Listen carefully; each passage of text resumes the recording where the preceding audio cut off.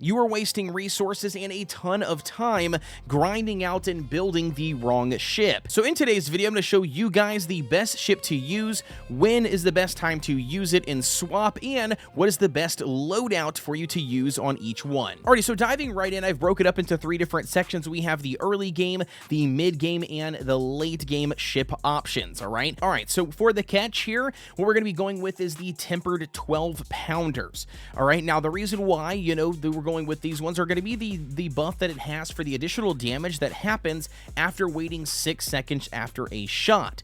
Now, I know what you're thinking here, that these 6 seconds is a long time to wait in a fight, and I will say that, sure, you could make that argument. However, though, most players are going to be brand new to the game, brand new to the ship fighting mechanic, and with that being said, more often than not, by the time you line up your secondary shot, or, line up for a second shot after taking the first one on the enemy's boat, the 6 seconds will already have passed. Therefore, you are constantly going to be getting that additional damage percentage every single time you fire a shot, which makes these tempered 12 pounders the best option here for the very first ship. Now, for the hull bracing, this one is pretty much going to stay the same across all 3 ships, and you're going to find out why, because it's just basically OP as is, even default prior to being ascended, but even greater once you do ascend it. All right, with this one here, it basically is going to be giving 30% more repair, or more from your repair kits, and it also allows you to continue to repair your ship utilizing a repair kit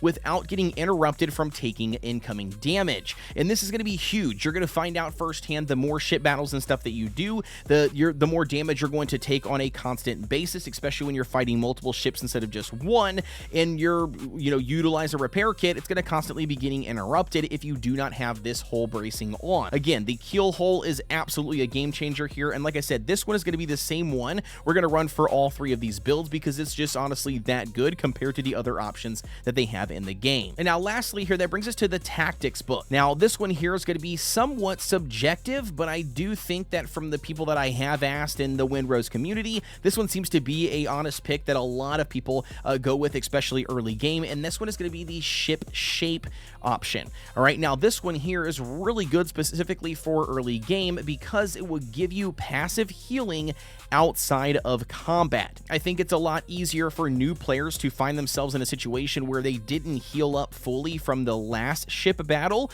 and I think having this passive heal by default is going to be an easy segue in to always going into a fight with, full health on your ship. Now, switching it up here a bit, let's dive into mid-game. Let's talk about the second ship and the main focus here that you should be working on crafting and farming and gathering and stuff in order to build, and that is the Brethren Brig for mid-game. And the reason why this one is the best is simply due to the massive health increase that your ship gets from going from the standard Ketch to the Brethren Brig. It is absolutely insane. It makes a massive difference in your survivability, especially as a player going from early game to mid-game. So now diving into the loadout here for the Brethren Brig, I highly recommend going with the tempered 12 pounders once again, just like we did with the Ketch. And now the reason being is one, you'll already have these bad boys already leveled up to the max that you can coming from your Ketch. Then throwing them in here on the Brig will save you a ton of resources. But secondly here, the Brethren Brig is very tanky and also slower than something like the Blackbeard or the Ketch, and it's just an absolute no-brainer when you have a tankier, slower ship in general. It's going to take you time to line up your shots, therefore you're again going to get the 40% bonus damage here provided by the 12 pounders. And also here with the hull bracing, we're going to be bringing the exact same key hold from the first option. Again, this one is not going to change throughout the individual builds. It's just that good overall. There's just in general no other better one in my opinion that is currently in the game at this point of recording. And lastly here, that brings us to the tactics books. Now this one here is actually a toss-up, all right, because at this level, right between 6 and level 10, by the way, is when you should have this Brethren Brig. By the time you get to level 10, you should be have all of the mats grinded up, ready to go for your frigate build. What I would personally honestly think that I would recommend is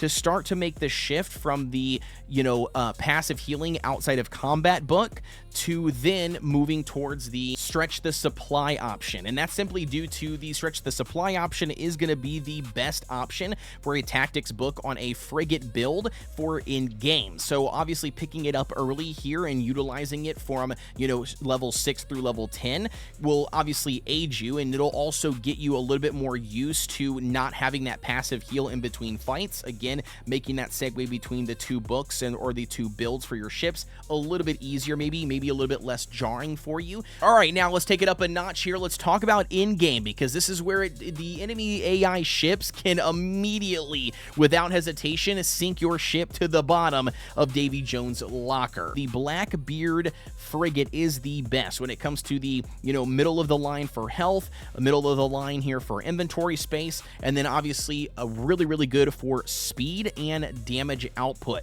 Now, the Blackbeard Frigate, it's something to understand, is all for offense, right? It is not built tanky, it's not built to take a lot of damage, and it's not really built defensively by default, all right? It is very much an aggressor-type build.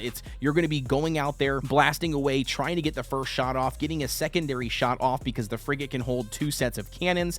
In general, like I said, this is the best ship currently that is in the game at the time of recording this video for in-game content. And so now with that being said, let's dive into the loadout here. Starting us off with the cannons, we are going to be running Devastating on both sets. We have the 24-pounders that are Devastating, and we have the Devastating 36-pounders.